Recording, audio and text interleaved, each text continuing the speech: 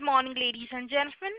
Welcome to Ujjivan Small Finance Bank Q2 FY22 earnings conference call hosted by IIFL Securities Limited.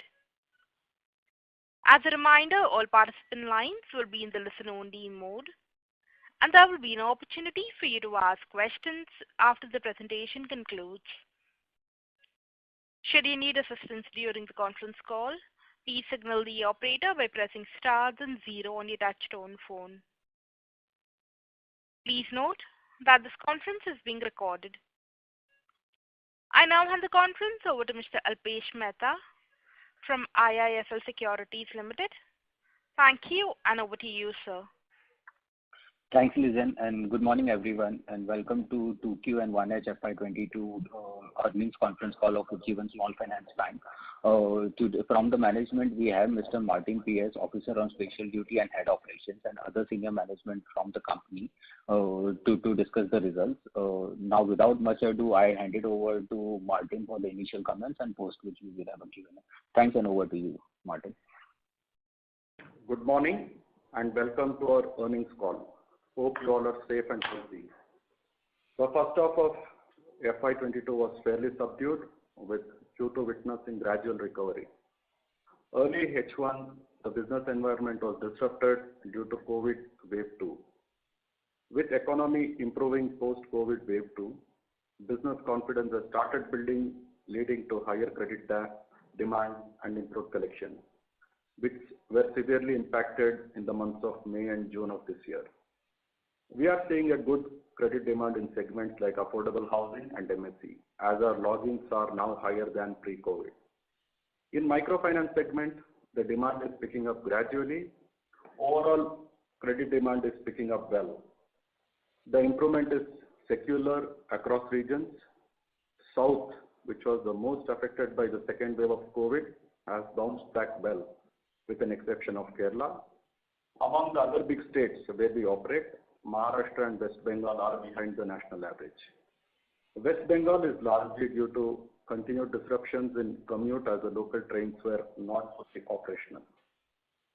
Consequently, we are witnessing a significant improvement in business volumes, and collections are sustaining at 95+%.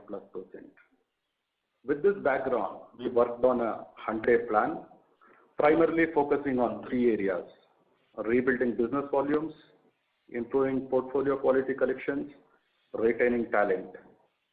We are periodically evaluating the performance against the 100-day plan and expect to roll it forward until the end of this financial year. The disbursement in Q2 of this year has improved, rupees 3,122 crore, which is up by 114% compared to the year-on-year, 38% quarter-on-quarter. The improvement is across all business verticals. September disbursements were around 1,100 crore and October was around 1,300 crore. Also, we continue to diversify our asset book towards non-banking, micro-banking business, which now contributes 34% of the loan book. Collections, that includes arrears, are sustaining around 95% during August and September, leading to overall PAR declining to 18.9% as on 30th September, which was 30.8% as of June 21. A good proportion of the PAR reduction has come from the collections and normalization of the accounts. Balance reduction has come from restructuring. As of 30th September, our restructuring book stands at 1,480 crore, despite an overlap of 400 crore with total GNPA. Collections in our restructured book is very healthy at 86% as on September and similar in October. Given that most of the restructured book was due for collection in October 21, we see overall October collections to be healthy and are confident of improving from here. We have also focused to empower employees during this period and try to address most of the employee concerns. We have started to see some withdrawals of resignations across mid and junior levels. Talking about Q2, I would say it was a very good quarter as disbursement moved up significantly and collections too have improved. We see the momentum continuing in October 21 as disbursements was significantly higher than September. Few key highlights of Q2. Gross advances at 14,514 crores, up by 5% year-on-year, 3% quarter-on-quarter. Microfinance disbursements of 2,130 crore, up by 95% year-on-year, 170% quarter-on-quarter. Secured book has improved to 32% as on September, compared to 23% as on 30th September 20. Total deposits stands at 14,090 crores, up by 31% year-on-year, with total retail deposits at 52% versus 49% in Q1 of this year. CASA deposits have grown by 79% year-on-year to rupees 3,166 crores, or this contributes to 22.5% of the total book. Also, with the continued focus on improving product mix and encouraging customers to use CASA accounts for transactions, we continue to see increase in average balances across our CASA accounts. We have acquired 1.8 lakhs new customers into retail liabilities during Q2 of this year. With strong growth in retail liabilities, our cost of funds continue to decline. For Q2 of this year, our cost of funds was at 6.3% against 6.5% in Q1. Collections in microbanking improved at 95% in September 21 from a low of 71% in May of this year and 77% of June. Moving on to provisions. Book coverage is at 10.4% as on September 21, including a 34% provision coverage on restructured book. Tier 1 capital at 20.8% with capital adequacy ratio at 22.25% as on September. Liquidity coverage ratio at 151% as on 30th September. Now coming to reverse merger.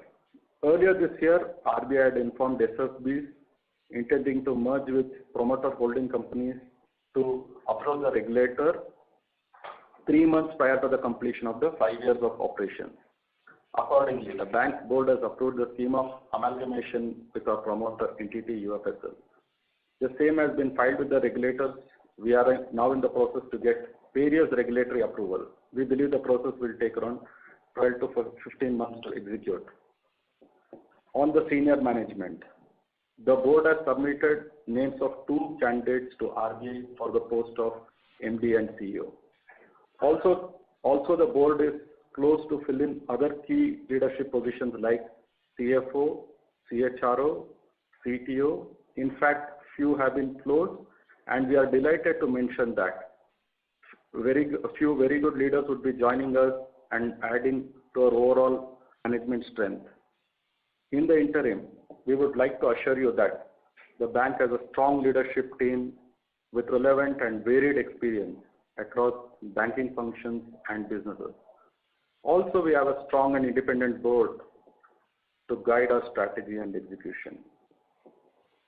On the closing comment, I would like to say the extensive level of vaccination drive across the country gives us confidence regarding potential third wave or its impact. At Ujjivan, we have been driving employee vaccination over the last few quarters. As on date, 95+% of our employees are vaccinated, and the numbers are growing up as per our plan. We have also started to help our customers and their families to get vaccinated. This, coupled with rising trends in the economy, makes us believe we are nearing the tail end of the COVID situation. To conclude, I would like to reiterate that as per our long-term strategy, we want to accelerate business growth and profitability, diversify our asset book, and build a stable granular liability base. In the process, we would continue to use technology as a key enabler. On immediate basis, our primary focus is to improve portfolio quality, collections, and rebuild business volumes. increasing collections across verticals, especially from restructured and NPA pool. Reducing PAR and rising disbursements gives us confidence that H2 of FY22 will be significantly better than H1. We have recently got detailed audit of our portfolio quality done by an independent expert.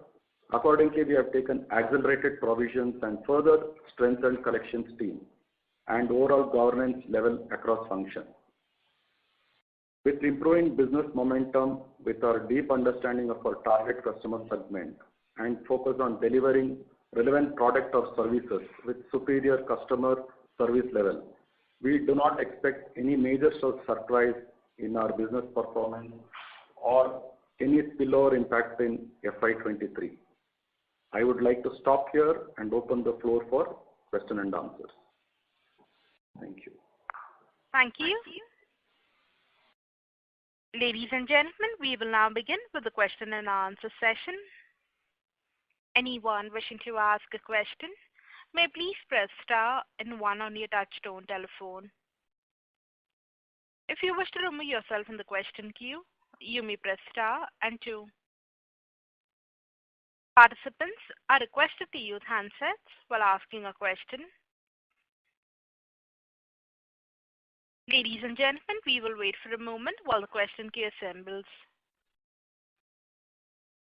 Participants, in order to ensure that the management is able to address questions from all participants in this conference, we request you to limit your questions to 2 per participant only. The first question is from the line of Shreepal Doshi from Equirus. Please go ahead. Hello, sir. Good morning, and thank you for giving me the opportunity. So firstly, the question is with respect to the new MD and CEO that we have sort of shortlisted. So just wanted to, so will the strategy be to bring in somebody from the same ecosystem, or will it be something wherein we'll have separate business heads for each of the segments, and then there will be one person looking at the entire ecosystem? So how are we incrementally looking at it?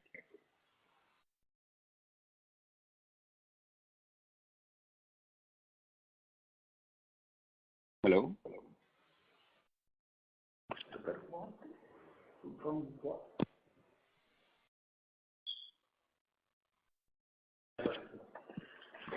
Good morning. I'm Carol Furtado, Chief Operating Officer of Ujjivan Small Finance Bank. Thank you for your question. We have submitted all our applications. Ladies and gentlemen, the line for the management has got disconnected. Please stay connected while we try to reconnect the management.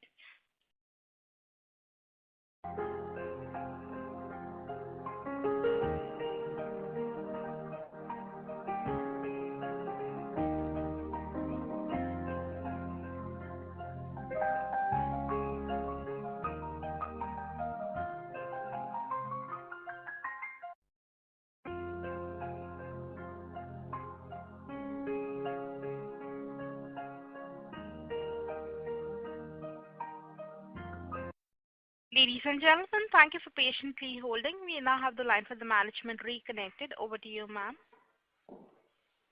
Good morning. Sorry for the disconnect. I'm Carol Furtado, Chief Operating Officer of Ujjivan Small Finance Bank. Thank you for your question. We have submitted applications to the Reserve Bank of India on the MD designate, and the board has taken a call. We are awaiting the response from the Reserve Bank of India. The submission has been done within the stipulated timeline. Thank you. Okay. So just the follow-up there was that incrementally we are moving towards changing the loan book mix. That's clear from the commentary also, and we are looking at 50-50% split, which was also indicated during the last quarter. So how will the management rigid look like in order to take care of the another 50%, which will be secured sort of a portfolio? So what is the strategy that we are looking at in order to go towards that loan book mix? Shreepal, just a query. Your query is still on the management, or your query is on how the business will perform, on the business strategy? Both. So it's like, because that will drive the strategy. So from that perspective, wanted to understand a few things. So.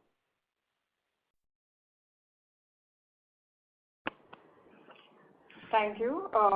We have a very good leadership team in place, and this team is aligned to the quality growth that we envisage for the bank in the medium and the long term. We have also seen a lot of progress in each aspect of our business and positive changes on all fronts, including our people and collections. We are very hopeful of a very good second half of the financial year, and we will build a strong base to achieve the plans we have set for the next 2 to 4 years.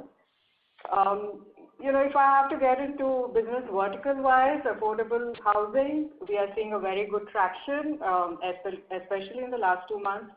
Our logins have already reached higher than the pre-COVID levels and are at an all-time high. As COVID fears are reducing, people are spending on house purchase and construction, and this is evident from the growth in the construction sector. We, over the past 4 years, have built a very strong book, and which makes us a very meaningful player in this segment. We look now to consolidate our position in the industry and become one of the top best lenders for affordable housing. We are working on various areas to increase our efficiencies in terms of products and service offerings. The other area of focus for us is the MSE book, which has been a star performer for us in the half year one. We have been incubating this business for over 4 years and are confident to move to the next level in terms of product offering. Onboarding, again, as you touched upon the people side, we have onboarded the right talent across all levels and have a skewed approach towards secured lending, which is giving us good results. We believe we can become a preferred lender to our customer segment in the medium term. We will go strong on fintech partnerships to complement our customer acquisition and growth. In fact, our first fintech partnership has been very encouraging, and we have built a strong book in record time. If we have to look at our newer lines of business, which is the personal loans and the vehicle finance, both these businesses are currently small, but we are confident of growing them fast. We have a good leadership team in place and skilled people in place. These businesses are at a stage where MSE and housing were 3 years back for us. We will accelerate our growth here again through fintech partnerships. In the medium term, here too we will create a niche for this segment. Microfinance continues and will continue to be a key focus area for us. We are gradually opening up to new customer acquisition. We are amongst the leaders in the industry with a very rich legacy, and the business would continue to be a meaningful contributor to us, to our overall volume. All our business verticals will grow with a customer segmentation approach. We will introduce newer lines of businesses after careful research around customer needs and if it makes business sense to us. I hope that answers your question. Yes, ma'am. Thank you so much for that detailed answer. Just some number-related questions. So, of our restructured book, so what would be the spread of it in terms of SMA 1, 2, and NPA? Because I suppose you already indicated that 400 crore is already is in the NPA pool of the restructured book. So how will that spread over SMA 1 and 2?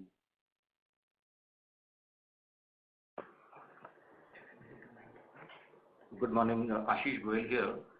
So the 400 crore of NPA that you're referring to is from the Resolution Framework 1.0. So this was restructured in the month of December, a total of 850 crores that we had as we had disclosed in our earlier earnings call. And from that, 400 crores, which is about 46%, had moved into NPA. The balance has got recovered or are into non-delinquent buckets. The risk on this portfolio going forward is close to zero. There will be recoveries from this pool now, which we are seeing a very encouraging trend. On RF 2.0, the repayments have just started in the months of July, August, and September. We've seen a very good trend there. As Martin mentioned, 86, 87% and above. So that is a very stable portfolio.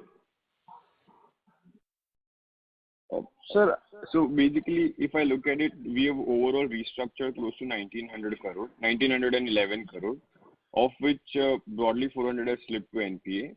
How would the other remaining sort of 1,500 crore look like in terms of, 30 plus DPD sort of a number or 60 plus DPD sort of a bucket? So, Shripal, as on date, we have around 1,480 crore on book, which is restructured. Of that, 567 is PAR. Of that 567, 402 is GNPA. I don't think we'll be able to provide a bucket-wise breakup of the PAR number, which anyways is a very small number right now, around 165 odd crores. got it. Just one last data keeping number question. What is the gross slippage and upgrades, recoveries, and write-offs for the quarter? For the quarter? Yeah. Just a sec.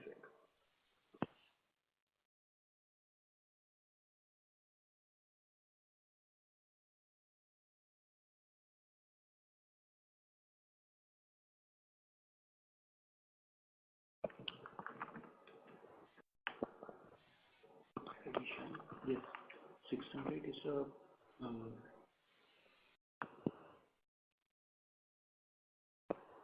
662 is the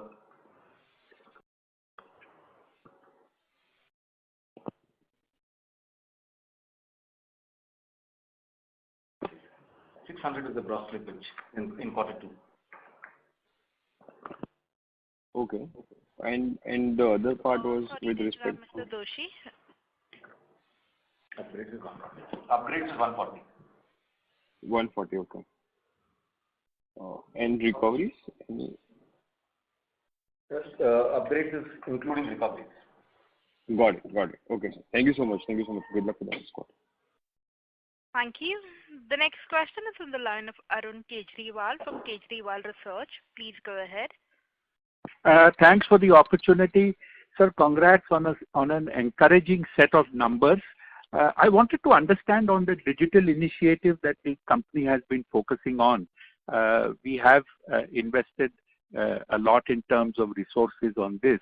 So if we take a 6 to 12 month view going forward, how do you see these initiatives panning out for the company in terms of cost, manpower, saving, and better business? Thank you, Mr. Kejriwal. This is Martin. Digital initiatives have been a part of our long-term strategy to create mass market bank. We will continue to work along the same lines, which was well laid in the overall mission of the bank. To elaborate on this topic, there are two aspects to this. One aimed at the back-end processes and other for the customer-facing applications. During the initial phase, the robotic process automation was heavily focused on back-end operations. Now we plan to extend it to other units within the back office and also to the business functions like micro banking and branch banking. During the month of October, we have added 5 more new processes to the robotic process automation. As we speak, there are 25 processes which is already live. There are another 24 processes which is in the final stages of testing. Coming to the artificial intelligence, we have launched our website bot Arya, which is currently available on our website and soon to be launched on WhatsApp, which can answer basic customer queries and generates leads at the moment and can converse in regional languages like Hindi and Kannada. We plan to extend it to 7 more languages. Also in the process of building more intelligence in the bot to make the conversations more human-like. Among the SFBs, we have the largest share of the UPI transactions. We have also entered into strategic fintech partnerships for sourcing of loans, repayment collection. The results are encouraging. We'll be looking at more such partnerships to enhance customer experience. At this point, we have tied up with different entities for our personal loans, micro banking, vehicle loan, MSE, and liabilities. and our customer onboarding journey has undergone a thorough revamp. It has been launched for the closed user group testing at the moment. And we see this going on scaling up as we progress in the next year. Right. Sir, one more broader type of question. There is a stated objective of the bank that they want to move towards a 50-50 loan book going forward. So if we take a 2 to 4 year horizon, how do you see things panning out, A, on the loan book front, B, where do you see the traction coming in which would help in increasing the focus to non-microfinance? So your thoughts on this broader perspective. Thank you, Mr. Kejriwal. I will take the question. To elaborate a little on our medium term, like you said, our retail asset book will grow faster than the microbanking book, mainly due to larger volumes from the retail asset portfolio. This, of course, will contribute to around 50% of our portfolio and deepen our footprint in the aspiring middle class segment.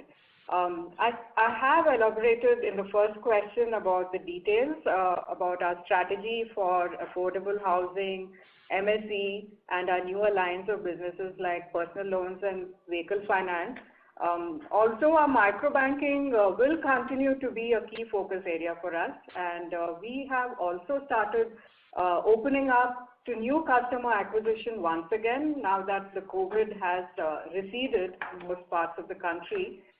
We have always been leaders in the industry with a very rich legacy, and our business will continue to be a meaningful contributor to our overall volume.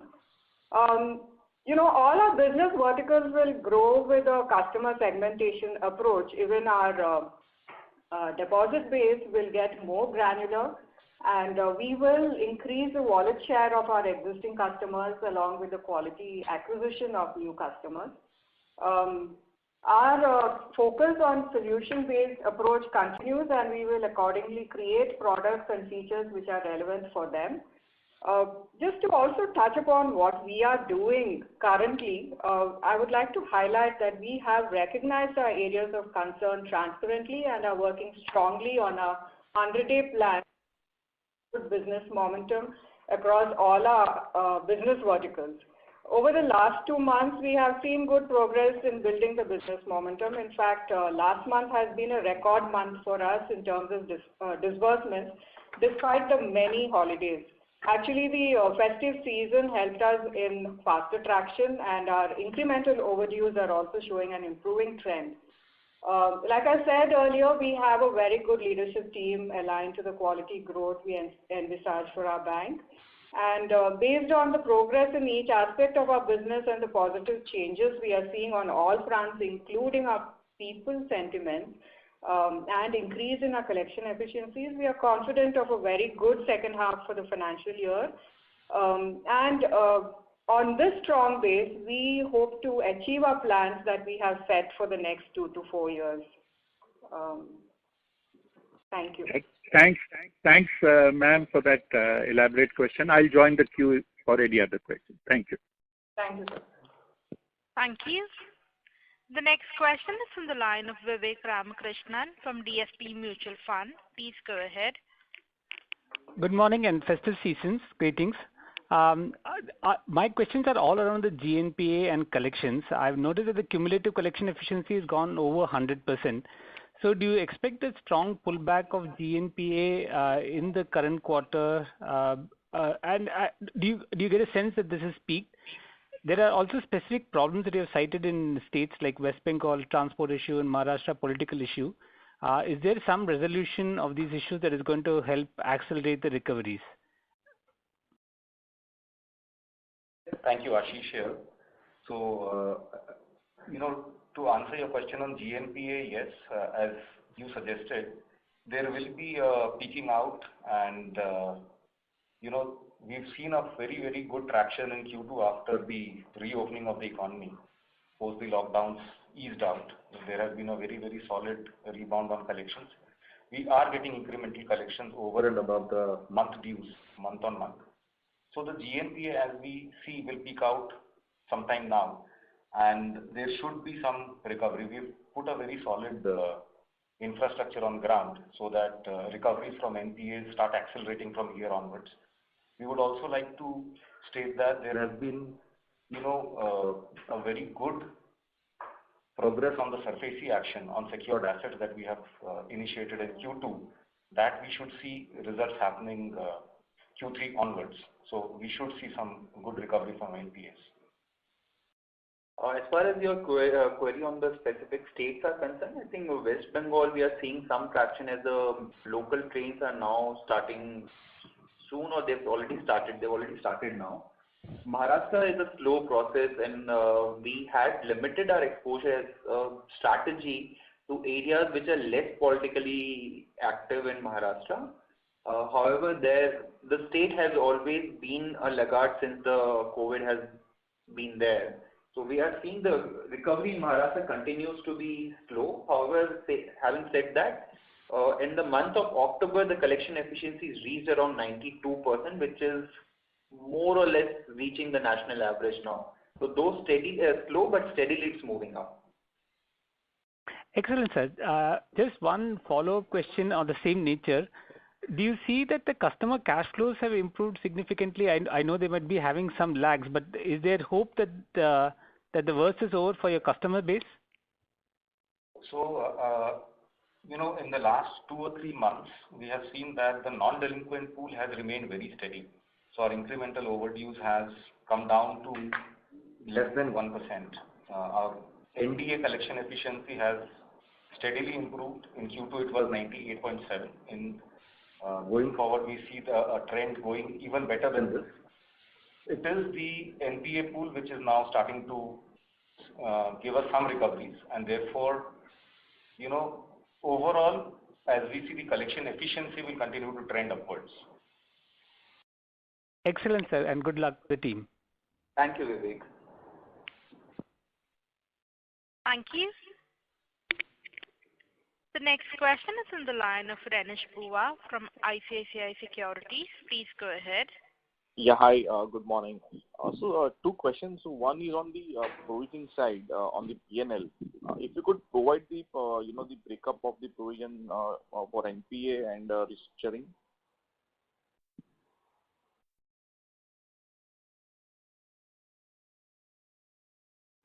Hello? So our total provision on the book is around 1,506 crores. No, sir, I am quarter. I'm giving you the breakup. You want the breakup of that, right? No, I want for this quarter's P&L provision of 400 odd crores. Okay. So roughly 250 crore of this is towards your NPA provision. Roughly 63 was towards the write-off that we did, and the balance was towards standard asset provision. The standard asset provision that was there was because of the restructuring that we have done. Okay. So 250 crore is towards NPA. NPA provision. Got it. And just to follow up on that, so in one of the call we highlighted that for the entire FY22, our credit cost will be around 1100 crore to 1200 crore.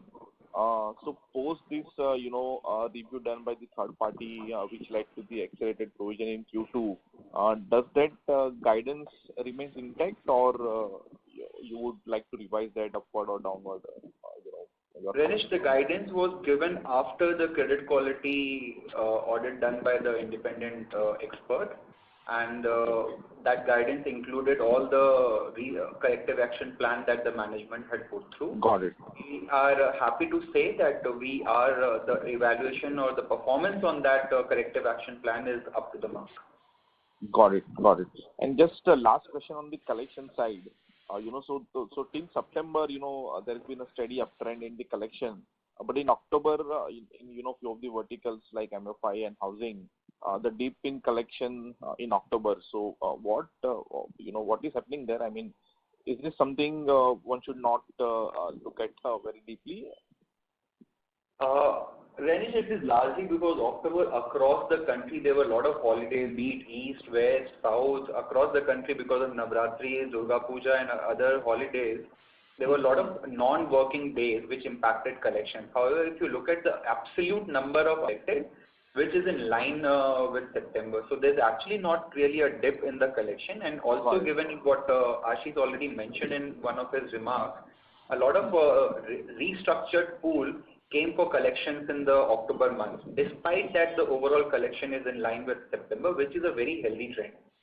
Got it. Thank you very much, sir. That's it from my side.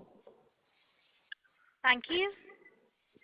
The next question is on the line of Vidhi Shah from Antique Stock Broking. Please go ahead. Yeah, thank you for the opportunity. I just wanted to know what is your collection team size as of now? We have two verticals, one for micro banking and one for retail. In retail, we have a team strength of about 175 people, and agencies. So we have empaneled about 50 agencies across the country. So they would have their own set of about 3 to 4 people in each agency. On micro banking, we have a team strength of about 2,200 people. Okay, and how much has it increased over the last 1 to 2 quarters? A net increase of about 600 people. In microfinance, you're talking about? Yes, in microfinance, because microfinance is where we have increased our strength in Q1 and Q2. Okay, and have any sales people also been diverted to collections? No, not really. Over the past some months? See, what really happened was we, at the time when disbursements were not, so the logins were not very high, all the teams, including the sales as well as the collections, were interacting with customers to get the arrears. Sometime during Q2, when logins started picking up, sales started focusing more on logins and disbursements, and collections took over the entire role of overdue collections. Okay, that's it from my side. Thank you. Thank you, Vidhi. Thank you. The next question is on the line of Viraj Mehta from Equirus PMS. Please go ahead. Yeah, hi team. My question is a little broad based over last 1.5 years what we have seen. If I look at the total write-off and provisions we have taken, we are probably the worst affected bank across all, at least the listed microfinance companies and small finance bank, and even a large universal bank which focuses on microfinance. Now, what I wanted to understand, what led to such a larger provisioning on our part on terms of processes where we went wrong, or is it because we are, to be honest, compared to some of these guys, we are not even as concentrated geographically. And second, what are we doing to change the process so that whenever every 3-4 years such an event happens, the kind of numbers that we have thrown over a long 1.5 years are not repeated in the future, especially compared to every peer of ours? Thank you. Hi, Viraj. So this question clearly has a lot of comparisons with a lot of other industry players. In fact, we would want to abstain from making any comparisons with anyone else in the industry. From our point of view, we had put a strategy in post-COVID 1.0 as well as 2. Both the waves had impacted our customer segment very severely, especially COVID 2. And the dispensations available were, allowing us to restructure accounts with provisions held for each account that we were restructuring. So obviously we have done all that was allowed within the framework, all that was allowed within the boundary conditions, and therefore our numbers are showing the provisions that we have taken on standard as well as non-standard assets. And I can also assure you that the management has taken all steps required for recovery, starting from reduced slippages from the non-delinquent buckets to shrinking the delinquent buckets in SMA 0, 1 and 2, and also focusing on building up the team strength required for collections from the NPA buckets. So we've not left any stone unturned in terms of recoveries and strengthening our collections infrastructure. We've also put a 100-day plan, as we said in the beginning of the presentation, and this 100-day plan is for disbursements as well as recoveries. We are happy to say that, as Deepak was also saying, the first couple of months have been exactly executed to plan. So we are talking from our point of view, we've done exactly what we wanted to do. Sure. I understand that both of you there was a lot of changes at the top level, which is kind of not your fault. So I really understand the candidness. What I wanted to understand is, even though we were basically not, I would say our disbursement were like pretty low till probably second half of this quarter for last 5 quarters. Our expenses, both operating as well as employee expenses, have significantly grown over last 1 year each quarter actually. Even this quarter we see a significant growth in expenditure, both employee and operating expenses. Can you throw a little bit what explains this and what can be our forward expenses over, like what's the plan for next a year or so? Viraj, a lot of expenses that have come during this first half is towards collection efforts. So we, as Ashish mentioned, that a lot of off-roll employees were hired on the collection side. He explained how the tide has increased. He also mentioned about the agencies that have been hired. A lot of expenses during this first half is towards agency and the off-roll employee payment. And also some bit of a direct business expenses have started to pick up as business is now starting to grow.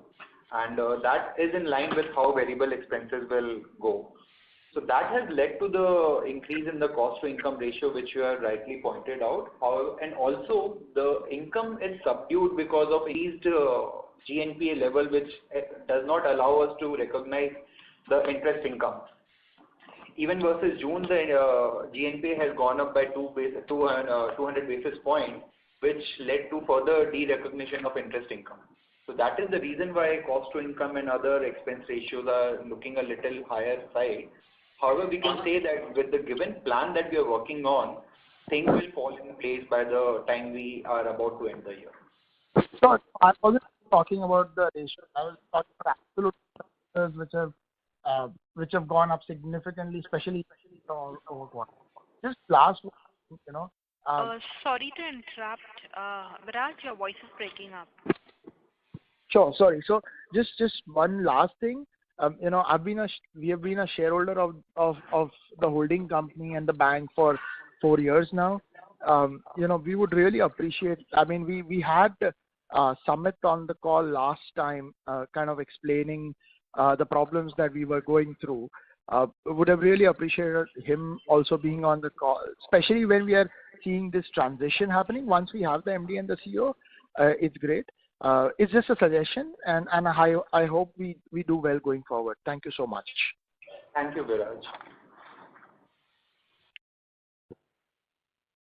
Thank you. The next question is from the line of Yash Dantewadia from Dante Equity Research. Please go ahead. Hello. Hi. I would just like to understand what percentage of people are paying you or are coming forward to pay you back, whether it be the 90-day bucket or the 60-day bucket. I just want to understand the trend that has been happening since the last 2 to 3 months. That would be great. Hi, Yash.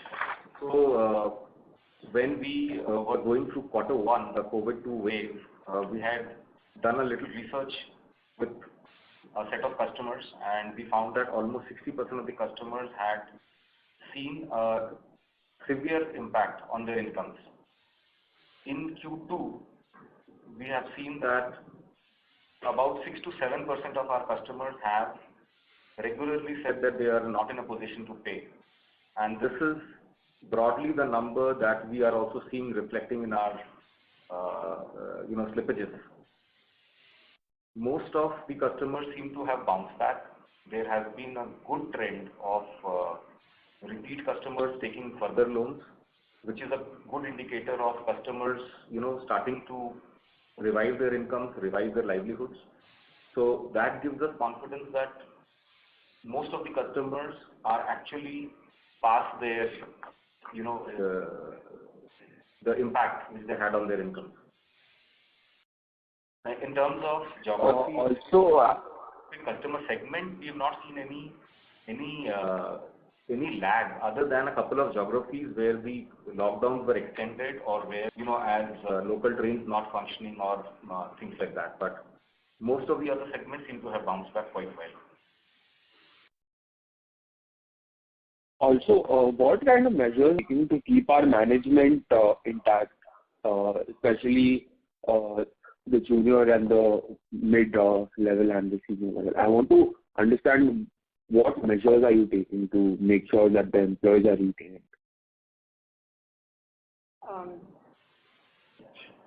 Hi, Yash. This is Carol. We have seen attrition across various levels in the bank, but one of our key aspects in the 100-day plan is to address the people issues. That's one of our key focus areas. We have put in a lot of programs in place to reach out to our employees and address their challenges and concerns. We have opened up all our communication channels, addressed people through town hall meetings and various forum meetings. Our business leaders have started visiting branch teams and working on a quicker resolution of people issues.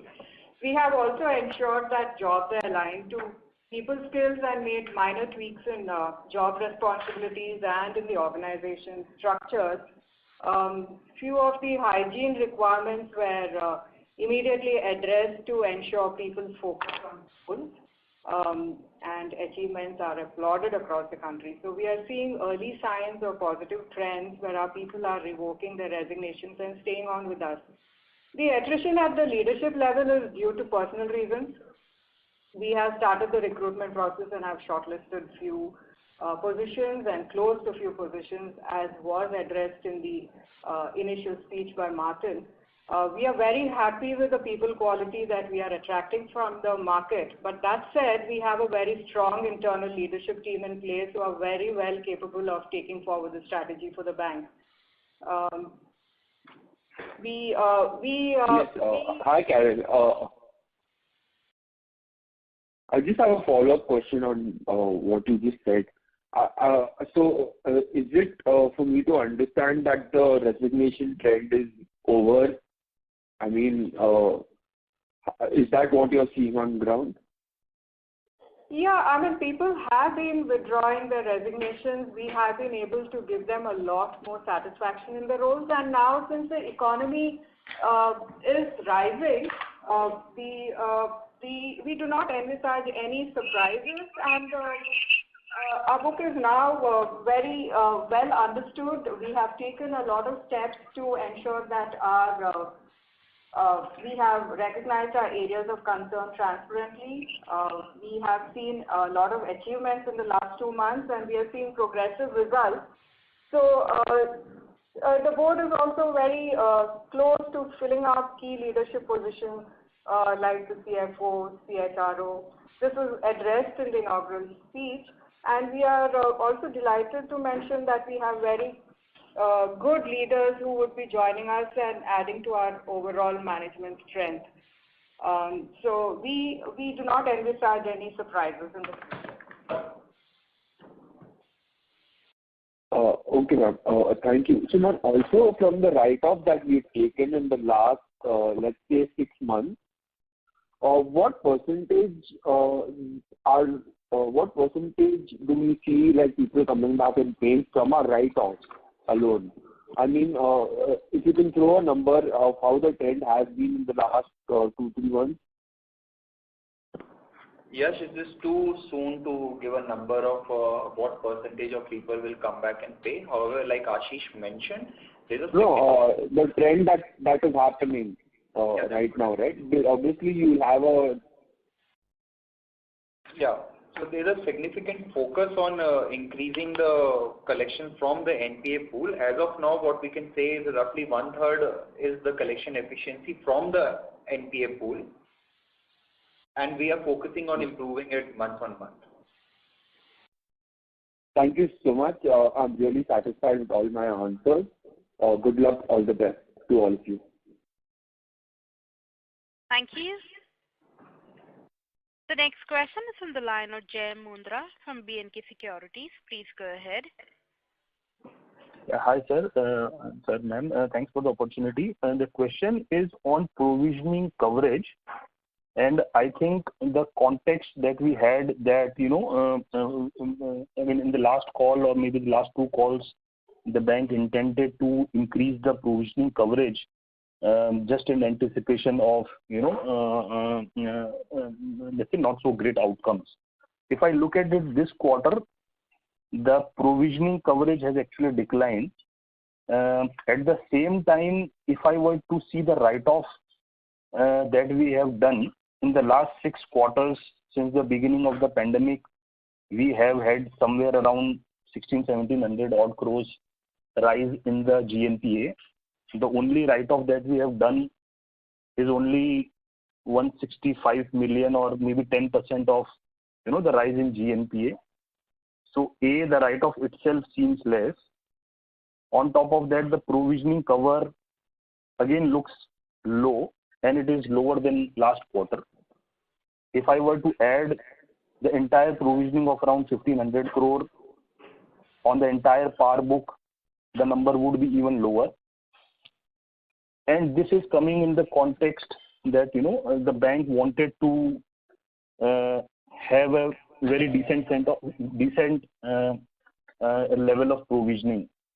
So just wanted to get your comments here. Would this mean that we would be keep providing at the expense of future profitability? Thank you. Yeah, that's it. Thank you.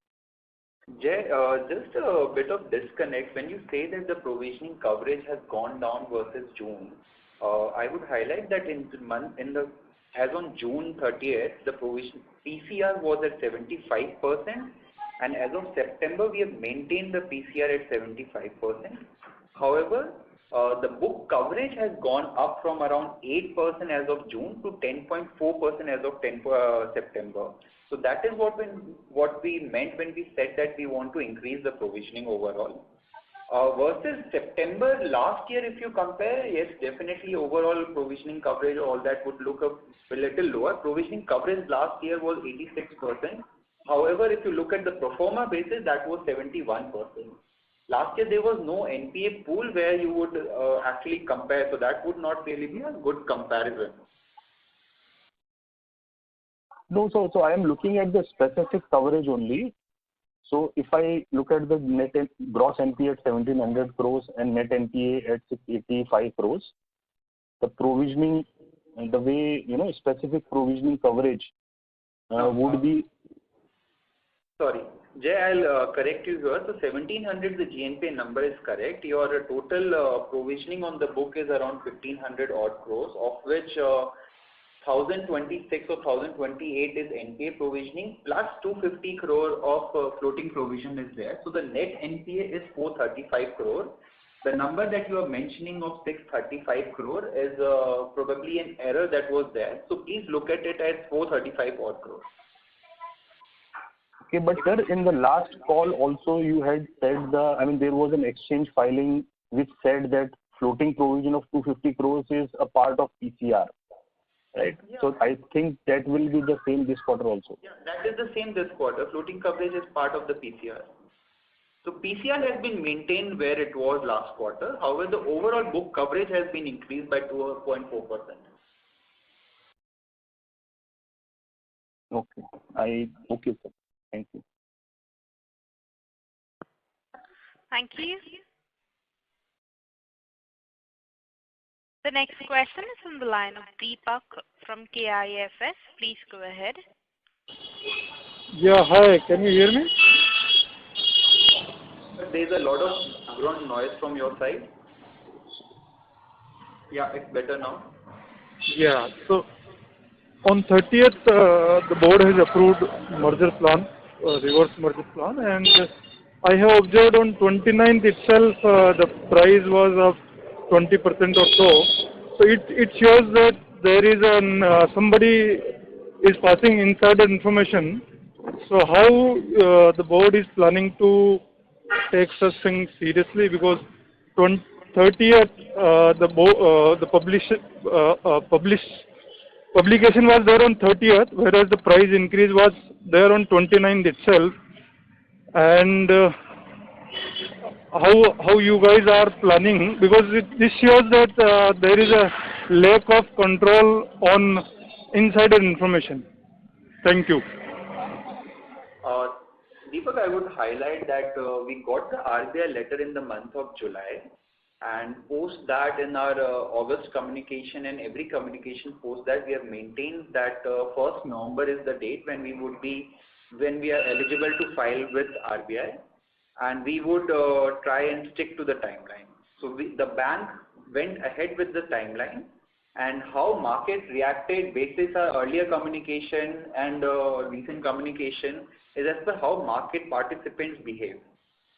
So we cannot really comment on that. From our side, I can assure you that all compliances and all norms were followed, and we were quite tight on that. As per the timeline, as I already mentioned, it was an open secret that we would be looking to file in the first week of the November itself, which we have maintained in every conversation of ours with the industry.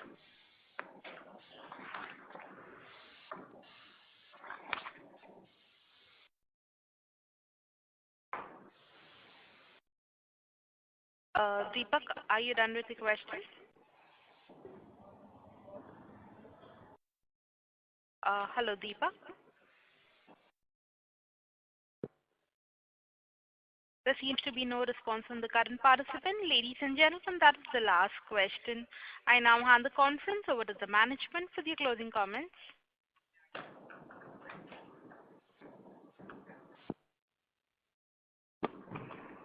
Thank you all for participating on this call. Look forward for a good performance in the second half. Thank you. Ladies and gentlemen, on behalf of IIFL Securities Limited, that concludes this conference call. We thank you for joining us, and you may now disconnect your lines.